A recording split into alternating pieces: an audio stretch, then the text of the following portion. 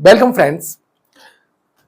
UPPCS mains श्रृंखला को आगे बढ़ाते हुए मैंने आपको फर्स्ट पेपर के अंतर्गत यानी जीएस फर्स्ट पेपर के अंतर्गत 3 नगर दिए थे।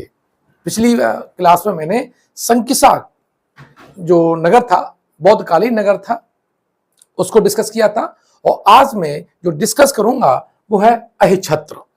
ठीक है, वीडियो को शुरू से लेकर एंड तक देखिएगा ताकि आप इसकी बारीकियों को, सूक्ष्म तत्वों को और इसके जो फैक्ट डेटा है उसको समझ सकें और इतनी अच्छी तरह से लिख दें उसके डेटा को ताकि मेंस में आप ज्यादा से ज्यादा यानी मैक्सिमम नंबर प्राप्त कर सकें।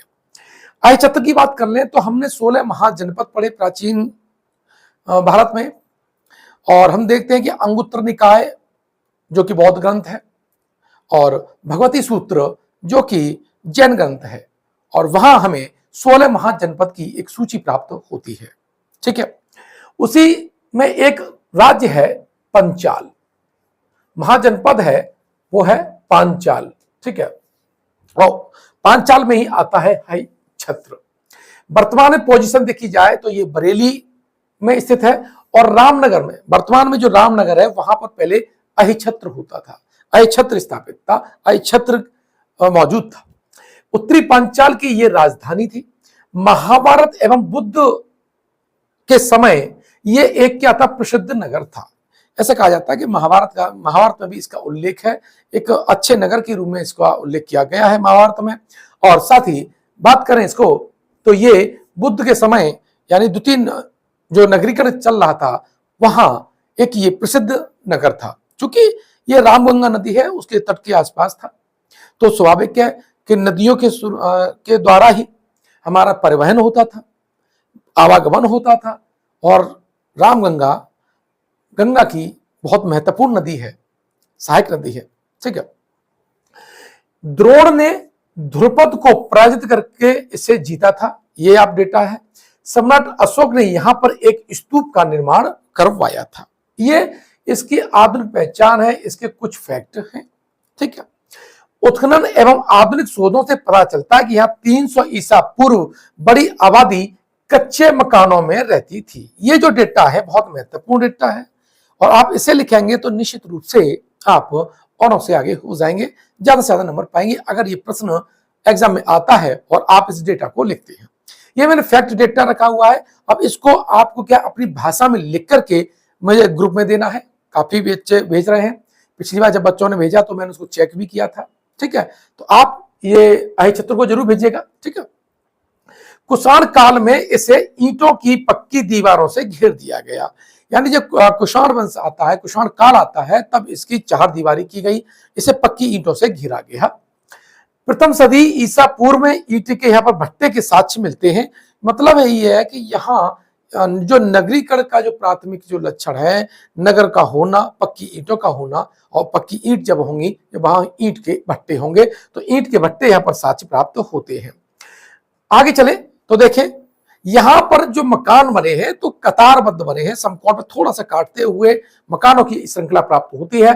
लोहे और तांबे का उपकरण है।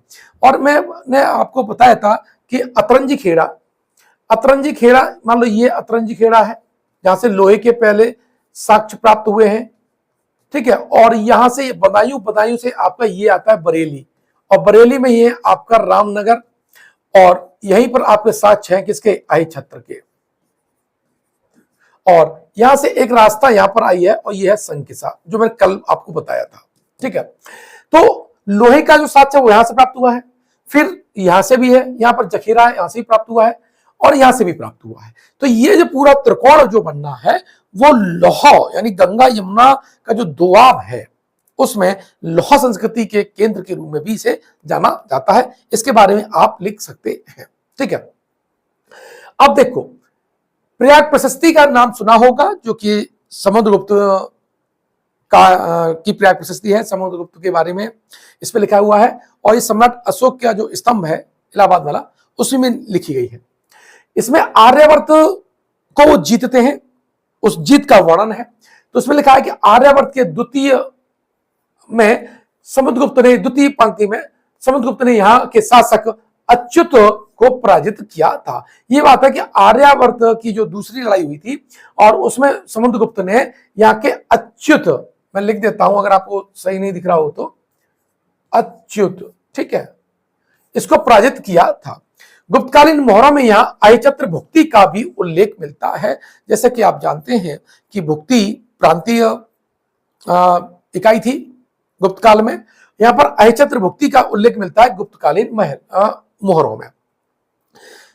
100 ईस्वी से 350 ईस्वी के बीच में यहाँ पर कीमती पत्थर और मृदभांड प्राप्त होते हैं। कुषाण काल में विकसित नगर की भूमिका यहाँ पर हमें देखने को मिल जाती है। 350 से 750 ईस्वी के बीच में यहाँ मंदिरों का निर्माण भी हुआ है। अर्धवृत्ताकार यहाँ पर मंदिरों के साक्ष्य प्राप्त हुए हैं।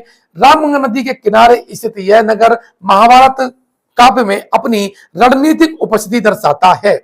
आधुनिक शोधों से एवं उत्खनन की दृष्टि से देखा जाए तो अहिछत्र जो है वो कुषाण काल से गुप्त काल के बीच में एक समृद्ध नगर था और राम गंगा के माध्यम से गंगा के तटीय नगरों से व्यापार से ये जुड़ा था।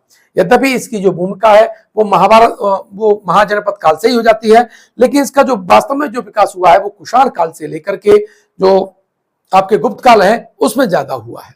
ठीक है, हम देखते हैं मौर्य काल में यहाँ पर सम्राट अशोक एक स्तूप का भी निर्माण करते हैं और ये बौद्ध धर्म की भी एक प्रसिद्ध साइट है। रामगंगा नदी के किनारे स्थित यह नगर महाभारत काव्य में अपनी रणनीतिक उपस्थिति दर्शाता है।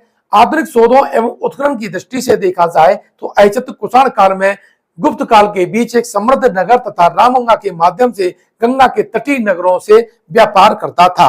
अब यहाँ के जो मृदभांडों की आप उल्लेख न करें, मृदभांडों का अगर उल्लेख न करें तो प्रश्न कहीं ना कहीं अधूरा सा दिखाई पड़ता है। यहाँ पर चित्रित धूसर मृदभांड की समृद्ध परंपरा यहाँ देखने को मिलती है और ये एक प्रमुख लौह स्थल रहा है। इन डेटा को अब आप आंसर के रूप में मुझे लिख करके भेजिएगा। जैसा कि आप जानते हैं कमेंट बॉक्स में और डिस्क्रिप्शन बॉक्स में टेलीग्राम का लिंक दे रखा है, वहां पर आप लिख करके मुझे पेस्ट कर दीजिएगा। मैं उसे चेक करूंगा, अगर उसमें कोई कमी आती है तो मैं उसे अरेंज करूंगा, बताऊंगा कहाँ क्या कमी रह गई है। ठीक है, और अपना फीडबैक जरूर दीजिएगा। फीडबैक से मुझे लगता है कि आपसे मैं प्रत्यक्ष संवाद कर रहा हूं। ठीक है, वीडियो कैसा लगा मुझे बताइएगा। हालांकि भाई अभी मैंने हैंड रिटन बनाया है, जल्दी में आपको प्रिंटेड वाला भी दे दूंगा, क्योंकि मुझे ये मैंने खुद के नोट्स बना रखे हैं ताकि फास्ट मोड में आपको तैयार कराया जा सके। ठीक है, तो आपको वीडियो कैसा लगा ये मुझे बताइएगा। और अगर आप पीसीएस का जो पीसीएस मेंस जो है जीएस का, ठीक है, अभी मैंने फर्स्ट पेपर, सेकंड पेपर और फिफ्थ पेपर ये 3 स्टार्ट किए हैं और मेरा टारगेट है कि मैं 70 दिन में इन तीनों को खत्म कर दूंगा। ये मेरा अपना एक टारगेट है। इस तरह से क्या है, ये आपका बहुत आसानी से खत्म हो जाएंगे। तीनों पेपर है तो पीटी के बाद में आपके पास मेंस जब पढ़ रहे होंगे तो काफी बोझ आपका हल्का हो चुका होगा। ठीक है, मिलते हैं नेक्स्ट वीडियो में। बहुत बहुत धन्यवाद।